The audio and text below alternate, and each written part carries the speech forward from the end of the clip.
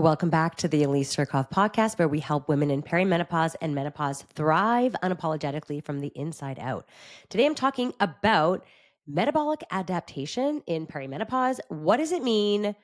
And what can you do about it? So let's just debunk one thing here, which is that your metabolism, my girl, is not broken. There is nothing wrong with your metabolism other than the fact that you're teaching it exactly what to do. All right, let's back up here.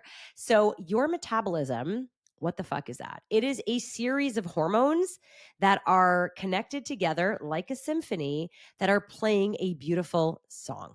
All right. So think of it as like, everyone in the symphony has their job. There's the drums, there's the cello, there's the bass. Everyone is going. And then when one band, like, I don't know, the drummer loses a stick, and so the drum doesn't sound and everything starts to fall off. That's what the metabolism is. All right. So it is connected from the HPA axis or the hypothalamus, pituitary, adrenals, and then ovaries or testes. But obviously for women, we're talking about ovaries. All right. I don't want to make this so sciencey. I want to make this on a level that you can truly understand. So the way that I've always described the metabolism, and the female metabolism in particular, is imagine that there's a mini version of you that lives on your shoulder or like on the top of your head. So there's a mini, I'm going to use me here. There's a mini Elise with these massive binoculars. All right. And her job is to scan the environment and just say, is this safe? Is this not safe? Is this safe? Is this not safe? And the female metabolism in particular is very different than the male metabolism. And you likely have figured this out, my girl, because at one point you thought to yourself, or you've even said to me, it's so much harder for me to lose weight. My husband can lose weight by cutting out carbs for a month or taking cream out of his coffee, and he drops fat like no tomorrow. I'm doing the exact same thing and nothing changes for me. So the female metabolism is so unique in that it is designed for one purpose and one purpose in mind, and that is to make a baby. Even if you don't want to have a baby, even if you've already had babies, even if you physically cannot have babies, your body is still your metabolism. That mini version of you with the binoculars scanning the environment is just looking around and saying, is this safe or not safe to make a baby? And then it adjusts your hormones based on that. All right. So we're looking for environmental factors here. And we want to also just pause and say, thank fucking God that we have this, because this is the reason that you haven't died. This is what keeps you alive. This is how, when you do stupid shit and you undereat or you overeat, you don't just like keel over and die on either forms. Okay. So the female metabolism, again, if you can remember, its job is to determine if it's safe enough to make a baby or raise a baby. And it doesn't care what your like what else you want to do. So if you're like, but I want to look good in a bikini, but I want to fit in my jeans, that little version of you is like, I don't fucking care. Is it safe or is it not safe? Okay. So what are we scanning for? We're scanning for environmental safety and internal environmental safety as well. So like if it's, if we're in a physical environment that the body doesn't feel safe in, so maybe, extreme temperatures or, I don't know, like no sunlight or, extreme darkness, whatever that is, that's going to be a factor. And also, more importantly, internal environment. So what is the stress like in the body? And this is where what you do and what you have been doing plays a really big part of this. Okay. So your little mini version of you is just like scanning the environment, and then it's telling your hormones inside, yep, we're good. Nope, we're not good. Yep, we're good. Nope, we're not good. And then the hormones then upregulate or downregulate. So for example, if let's say you're like, I want to lose weight because I want to look really good, or I hate the way I feel, I've gained so much weight, I have to lose it, and you're going to slash your calories. That little mini version of you is like, shit, we don't have enough food. And she's like scanning it and like, we don't have enough food to sustain our level of activity and function. All right. So let's say, for example, let's just keep this really clean. You need 2,000 calories to go about your day. Chances are you need more. I know you're going to roll your eyes and be like, what? But like at 5'1", 125 pounds, like my maintenance calories is about 2,400. And that's what we do in our community is we want to like raise that amount as much as you can. So that is your maintenance calories right there, or like where you metabolically thrive. let's just say it's 2,000 calories just to keep it simple, and you decide to go on a 1,200 calorie diet. So now the amount of energy that your body needs in order to sustain the acts of everyday life, so walking, pooping, breathing, regulating your temperature, that is going to go down. So let's say at 2,000 calories, maybe 1,200 of those, 1,300 of those was used on those cellular functions, regulating temperature, digesting food, pooping, peeing, filtering everything. Now, all of a sudden, you've cut it to 1,200 calories. If we take 1,200 calories and we put it towards those daily functions, you have nothing left for like, I want to walk, I want to move, I want to clean the kitchen, I want to do a workout. You have nothing else left. So what does your body do? Because it's so fucking smart. Remember, she's scanning the environment, not safe, not enough food. This is the symbol right here that your body gives to your hormones to down regulate your metabolism. Hey, metabolism. Hey, hormones down there. I need you to slow the fuck down because she doesn't have access to food. We cannot be burning 1,200 calories, eating, sleeping, pooping, regulating temperature, because she's going to need some of those calories to physically move her body throughout the day, to get out of danger if she needs to run and catch the bus, to make dinner, all those things. And so over time, what happens is your metabolism will reset to a lower calorie level. So now instead of needing 1,200 calories to thrive and just basically function, you now maybe need 900 or 800 calories. All right. So your body starts to slow down. Well, with that comes the down regulation of your hunger hormones, your thyroid hormones, and because you're in perimenopause or menopause, your progesterone is lowering, your estrogen is lowering. That is also signaling the metabolism to slow down. So your metabolism has now become slow as fuck. And here you are at 1,200 calories and you've lost weight. Yay. But now all of a sudden it stops. And you're like, oh my God, I want to lose more weight because I'm still overweight. So you slash calories again, and now you're eating 1,000 calories. And what does your metabolism do? Again, she's scanning the environment. Oh my God, we have less food now. What are we going to do? Instead of needing that 900 or 1,000 to thrive, we're going to now need maybe 700 or 800 calories. And there's not a lot left for you to do shit. So you're going to be tired. And what you've told your body, that little version of you has said, it is not safe to make a baby because we don't have access to food. Who wants to be pregnant when you only have access to 1,000 calories? It's going to be really hard not only to make a baby and create life in the belly, in the womb for 9 months. But then how are you going to raise a baby when you don't have access to food? So the metabolism is going to say, girl, not safe. Shut it down. Shut more shit down. So now your sex hormones completely have down regulated. Your libido is gone. Your cycle is changing. Again, your temperature is dysregulated. Your hunger hormones are probably shut down.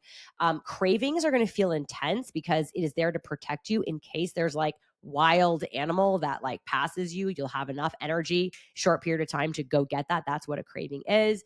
And you'll probably say, hey, I'm not really hungry during the day. I'm going to feel really sluggish. Brain fog is going to come. And your hormones, because you're in perimenopause, are going to then be exasperated in terms of that down regulation, speeding this whole process up. Lo and behold, you are gaining weight. Why? Because you're eating less. How? Okay, so let me make that very clear. You're not actually gaining weight because you're eating less. You're gaining weight because eating less is impossible to sustain. I'm going to say that again. Eating less is impossible to sustain. So you're going to tell me I only eat 1,000 calories a day and I'm gaining weight. And I'm like, okay, your BMR, your basal metabolic rate, which is that baseline metabolism energy that you need, is like at 500-600 calories because you keep under eating. So what's going to happen the second you can't sustain that 1,000, 1,200, 1,400 calorie diet? What do you think is going to happen when you have that extra glass of wine, that extra piece of bread, that extra 2 ounces of chicken, that extra avocado, whatever healthy shit you're putting in your body, clean shit? Or I went crazy on the weekend and had cake and I had pizza because like, YOLO, or I was good all week, or whatever it is. It's going to take that energy and conserve as much of it as possible, because that little version of you on top of your head is like, holy fucking shit, we just got 1,000 extra calories. Score. I'm going to use this again because we don't have access to food, and we're going to store it as fat for survival. And this is how we survive. So I always say to women that are coming into me. Oh my God, that sounded dirty. Any women that is coming to me and they're like, I keep gaining weight on, 1200 calories. I'm like, you're lying to yourself. You're not actually eating 1200 calories. You think you are most of the time, but the times that you aren't, your body's just storing it. Now, if you are someone like a child who can successfully eat 1200 calories, congratulations. You don't need to do anything. Stay there. If that's what you want, you're happy eating 1200 calories for the rest of your life. Amazing. But for the rest of us who like to eat and are like, over the age of 10, we're going to need more calories. We need those calories to thrive, for our hormones to actually be optimized so that we have hunger regulation, so that we can eat, so that we can shut off that hunger. Like leptin can kick in and say, hey, stop eating right now. So our thyroid can upregulate and help regulate temperature, weight control, all those things. And so that our hormones don't completely plummet the second that stress comes into play. So what we need to do is remember that your metabolism is responding to what you do. And the more you go through this like calorie restriction and then going into overindulgence, so swinging that pendulum, the more fat you're going to gain, and then the harder it is to lose that weight. Because when you cut your calories from 2000 to 1200, that is extreme. You're going to lose a lot of weight really quickly. And what do you think you're going to lose? You're not just losing fat, you're losing muscle as well. But when you gain it because you can't sustain it, you're not gaining that muscle back. You're gaining just fat. So guess what? You've reset your metabolism yet again. All right. And so it's going to be harder to lose weight and easier to gain weight. And the more you repeat this cycle, the harder it's going to get, the more frustrated you're going to feel. And you're going to come to me and say, my metabolism is broken, when really I'm saying, no, you did this to yourself. Your metabolism is brilliant. Now, the other thing you have to remember about the female metabolism, or any metabolism, but the female in particular, is that, remember, it is meant to make baby, raise baby, but also it is designed to survive fast and famine. Okay. So your body should become flexible enough where you can handle moments of indulgences, overeating, and then also not fasting, feasting. Sorry if I said that. I have a little cold, so I'm a little bit woozy here. But it can also handle under eating. So let's say, I don't know, you're really busy, or, like for me, I traveled last week. I was in LA. So I was traveling to a different time zone. And I always find when I travel to a different time zone, my appetite gets like, I don't even know what day it is. It's like I landed, I've already had lunch, but now it's breakfast time. And now I'm not hungry because I traveled. So I'm probably under eating a bit, but like nothing is going to happen to me. I'm not going to lose a crazy amount of weight really quickly. My metabolism is so flexible, and that's what we want. We want it to be like a rubber band. The metabolism is like when we pull on it, it pulls, and when we release, it just comes back. We don't want it to snap ever. We also want to make sure that, I don't know, it's the holiday, it's your birthday, you're on vacation, and you like overeat a little bit. It's not going to be the end of the world, because your metabolism knows what to do with it. It's not going to say, oh, we're going to overeat, we're just going to store everything because I don't trust she's going to eat again. It's like, oh, no. She eats more. We're used to this level. We're going to burn it off. We're going to put it to use on our next workout. We're going to, whatever it is. All right. And so that is the goal when it comes to the metabolism. But I want you to understand that if you're in this cycle of, I just keep playing with the same amount of weight, or no matter what I do, I keep gaining weight, then likely you've got metabolic dysfunction. So what does that look like? 100% of women that come through our door for our 90-day for function hormonal renewal struggle with this, obviously, or we wouldn't be having this conversation. But signs and symptoms of, that down regulation or dysfunction of the metabolism is low energy, is low libido, is dysregulated hunger, dysregulated cravings. So cravings would be like, I need to have blank, that I had to like, if I didn't have it, I'm gonna like, I'll eat everything until then. So maybe, I don't know, for me, you guys know I love chips. So it's like, had to have chips, and it doesn't matter what you put in front of me, I'll eat it until I get the chips, right? So it's like intense cravings. Your mood is going to be probably like dysregulated as well. So having like major mood swings, feeling also anxiety, depression. And again, a lot of these are going into those symptoms of perimenopause. So when we are in that time of perimenopause and we have a history of that calorie restriction and then overindulgence, it is like a double whammy. All right. Okay. So hopefully that was super clear. If I were to put a bow around like what it is and what happens, remember, female metabolism designed to make a baby, raise a baby. If it's not safe, those hormones will change very quickly. That includes stress and all um, it, uh, perceived stress. So for someone who, I don't know, I'm going to take me as an example. You guys know I'm running a big business here. I have a team both in coaching, both in sales. And that is a lot of stress, but I fucking love it. And so I'm able to handle it. I'm able to juggle it. I thrive in it. I love it. But for someone else, if they had that same responsibility, they might just completely feel overwhelmed, crash and cry. Right. For me, I might experience stress, stressful situation, like someone cuts me off in traffic and I'm like, fucking shit. And I like my cortisol's raised, my flight or fight, my nervous system just goes crazy. But for someone else, they're like, all right, they cut me off. Right. So it's not just a matter of like this stressful experience is going to cause this, but it's your perceived amount of stress and how much you're already carrying and what your hormones are doing. So I say, I'm in perimenopause myself. My progesterone's tanking. So my stress reaction is a lot lower as it is. All right. So we got to like manage that stress and perceive stress. So that is what the metabolism is doing. It is just constantly seeking to say, hey, is it safe? And then it's going to down regulate or up regulate your hormones. Now, the wonderful thing, what can you do about this is to remember that your metabolism is never broken, my girl. It is doing what you are telling it to do.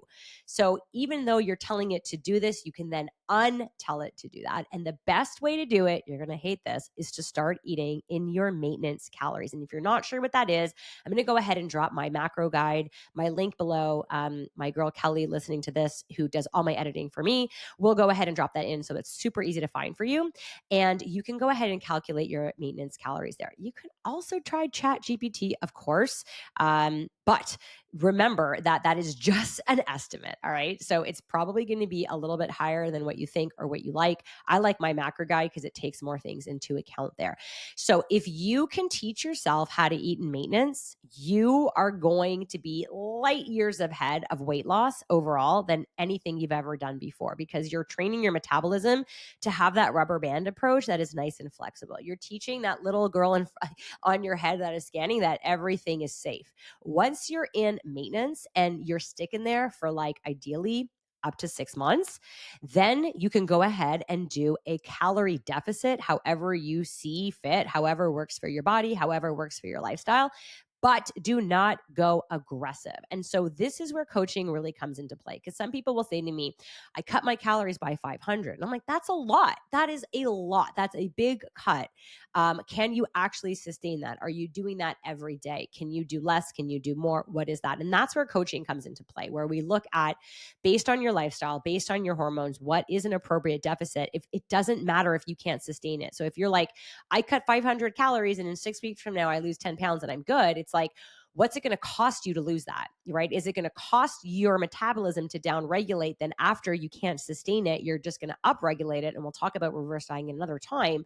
Then it's not going to be better. Remember, faster isn't better. Better is better. So just make sure that if you're doing this on your own, that you do not go aggressive. That is probably the worst thing you can do, especially when you're in perimenopause and menopause. So coaching really does come into play here. Now, the reason why you're probably rolling your eyes is you're like, but I don't want to eat maintenance. I want to lose weight. I challenge you. Have you ever truly eaten in maintenance? I'm in maintenance right now. I fucking love maintenance. It's my happy place. However, it took me a long time. It took me 4 years to master maintenance, because I was someone who swung the pendulum. I either overate or I underate, and that's how I maintain my weight. So up until like 5-6 years ago, maintenance for me was overeating on the weekends and undereating during the week. And it worked for me. I was actually very happy with that. You can call it carb cycling if you want. I call it like eating like an asshole all weekend and then dieting during the week. That is not a true way of maintenance. So I'm talking about eating the same way, style every single day. You don't have to eat the same foods every day, but keeping that calorie, that macro count about the same every single day. I look at this when it comes to managing blood sugars as well. As you know, my youngest son, Owen, has type 1 diabetes. So we look at it like, if we can master his basals, which is kind of like thinking of maintenance, if I can master his basals overnight, then I know that all I need to do is raise or lower them to get the targets I want. So his blood sugar range that we like to keep is a little bit lower than most people because we're aggressive, but I like to keep it like between 4 and 6. But let's say overnight he's just like he's either 6 or he's 12 or he's 4 or he's 15. It's like I don't want this up and down bullshit. I want to have a nice flat line. So I'll start with a nice flat line and a higher number to keep him safe. It's like, okay, I can keep him safe at 12 and he can be flat all night. It's like, okay, I know I can keep him flat. That's the goal. Just like with calories, can we eat about the same? Now all I need to do is lower it a little bit to get the range I want, and I've got it locked in. It's the same thing with calories. If you can just maintain that level and know how to balance it, then if you pulled it down by 200, it would be really easy because every single day you would be in a 200 calorie deficit and not 500 calories 5 days and then you go over and negate it on the weekend because it's so easy to do. So hopefully that helps. Hopefully I didn't confuse you. And remember, at the end of the day, your metabolism is not broken. You did this to yourself. And don't feel bad because we've all done it. We've all been there. If you want more help about, or want to learn more about how we can help you at FFWE, go ahead and hit me up. I'll drop all my information below. You can also just go ahead, find me on the gram, Functionally Fit with Elise, or my website. That's where all my freebies are as well. Or if you want to watch this on YouTube, I think you should actually, because you're going to love watching my crazy hand gestures up here, then you go ahead and watch my YouTube on that. Until the next time.